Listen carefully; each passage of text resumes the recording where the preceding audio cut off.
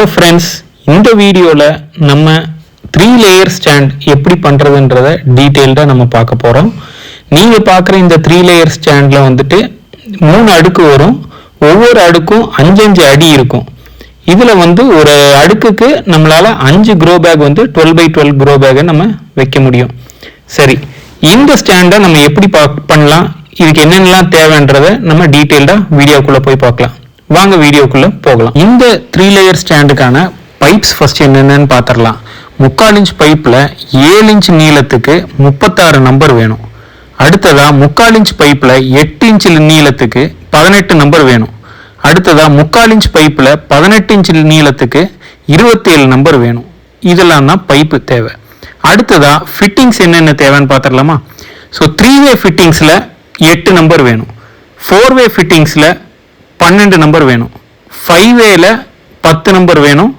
அடுத்ததா கிராஸ் டீல 6 நம்பரும் எண்டு கேப் வந்து 16 நம்பர் வேணும். இது எல்லாத்தையும் எடுத்து வச்சுக்கோங்க. இந்த ஃபிட்டிங்ஸ் 3-வே 4-வே 5-வே கிராஸ் டீ அது போக எண்ட் கேப் இதெல்லாம் உங்களுக்கு வேணும் அப்படின்னு நினைச்சீங்கன்னா ஸ்கிரீன்ல தெரிகிற நம்பருக்கு கான்டாக்ட் பண்ணுங்க. நாங்கள் வந்து உங்களுக்கு அனுப்பி வைப்போம். ஃபர்ஸ்ட் லேயர் எப்படி செய்யறது அப்படின்றத நம்ம பார்த்துடலாம். ஃபர்ஸ்ட் லேயரில் பார்த்தீங்கன்னா 2 3-வே 4 4-வே 6 5-வே 4 கிராஸ் டீ இதெல்லாம் தேவைப்படும். நான் எங்கெங்கன்னு நான் உங்களுக்கு மார்க் பண்ணியும் காட்டியிருக்கேன். அப்புறம் ஃபர்ஸ்ட் ரோ வந்து பார்த்துடலாம். அதில் எப்படி நான் ஃபிட்டிங்ஸை வச்சிருக்கேன்றதையும் காட்டிடுறேன். அதுதான் நமக்கு ரொம்ப முக்கியம். இது ஃபர்ஸ்ட் லேயரோட ஃபர்ஸ்ட் ரோ. இதில் பார்த்தீங்கன்னா 3-வே ஒன்று, அடுத்தது பார்த்தீங்கன்னா 4-வே, அடுத்தது ஒரு 4-வே. இந்த 4-வே நான் எப்படி வச்சிருக்கேன்னு பார்த்துக்கோங்க. அடுத்ததான் வந்து ஒரு 3-வே.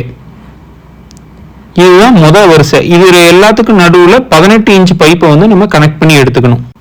இது ஃபர்ஸ்ட் லேயரோட 2வது வரிசை. இதில் 4மே பார்த்தீங்க அப்படின்னா 5-வே தான் வரும். ஆனால் இதில் 5-வேவை நான் எப்படி வச்சிருக்கேன்னு பார்த்துக்கோங்க. முதல் வர்ற 5-வேவை இந்த மாதிரியும், 2வது 3வது வர்ற 5-வேவை இப்படியும் வச்சிருப்பேன்.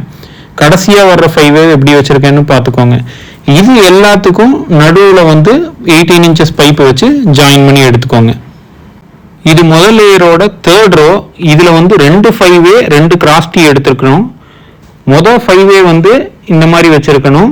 அடுத்ததா பார்த்தீங்கன்னா 2 கிராஸ் டீ, கடைசி 5-வே அதே மாதிரி இந்த சைடில் வச்சுக்கணும். இதுலேயும் எல்லாத்துக்கும் நடுவில் 18 இன்ச்சஸ் பைப்பை வச்சு ஜாயின் பண்ணிக்கோங்க. இது வந்து முதல் லேயரோட 4th ரோ. இதில் பார்த்தீங்கன்னா 2 4-வே அது போக 2 கிராஸ் டீ வச்சுருப்போம்.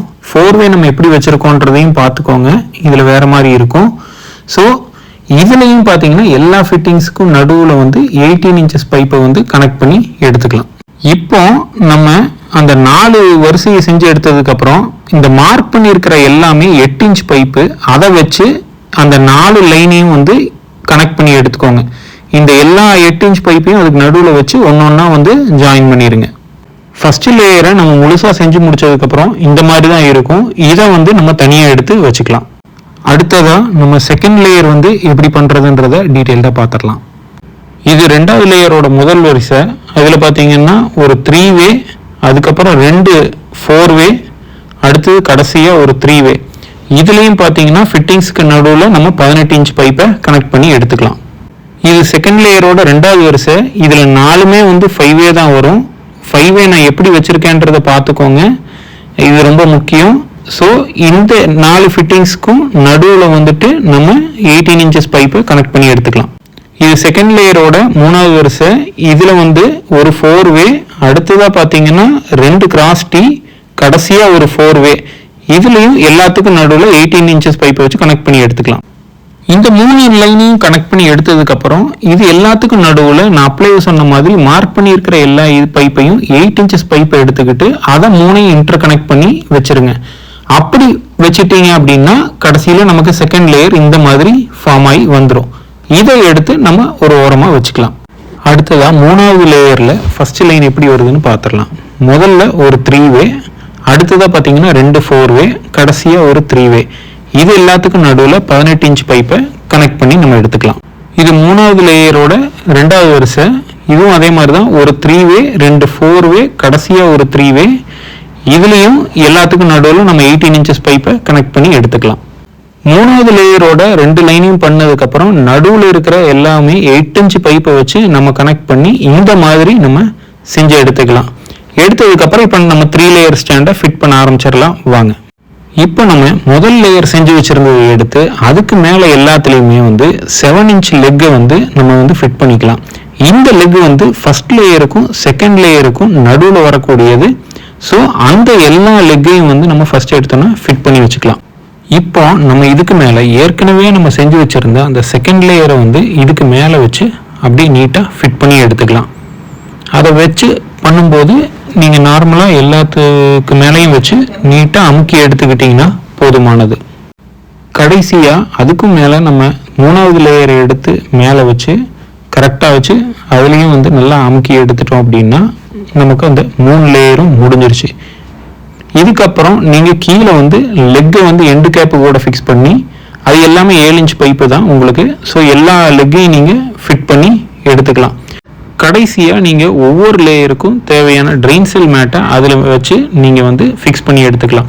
இதில் ட்ரெயின் செல் மேட்டை நீங்கள் நீட்டாக கேபிள் டை போட்டு கட்டிடணும். அப்போ தான் அது ஸ்ட்ராங்காக நிற்கும். அதே மாதிரி ஃபஸ்ட்டு 2 லேயரில் பார்த்தீங்கன்னா நீங்கள் ஒரு சின்ன கட்டு மாதிரி எடுக்கணும். அப்போ தான் அந்த பைப்பில் எல்லா பக்கமும் ட்ரெயின் செல் மேட் நல்லா போய் உட்காரும். அப்படி உட்கார்ந்தா மட்டுமே இந்த ஸ்டாண்ட் நல்லா ஸ்ட்ராங்கராக இருக்கும். நீங்கள் முன்னாடி மட்டும் உட்கார வச்சுட்டீங்க அப்படின்னா அந்த ட்ரெயின் செல் மேட்டு ப்ராப்பராக சீட் ஆகாது.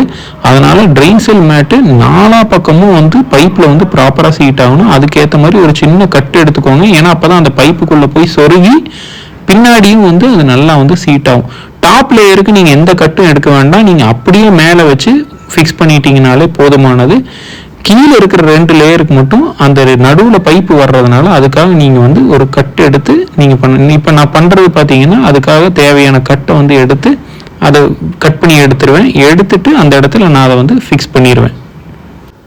இது எல்லாமே முடிச்சதுக்கப்புறம் நம்மளுடைய 3 லேயர் ஸ்டாண்டு பக்காவாக ரெடி ஆயிடுச்சு ஃப்ரெண்ட்ஸ்.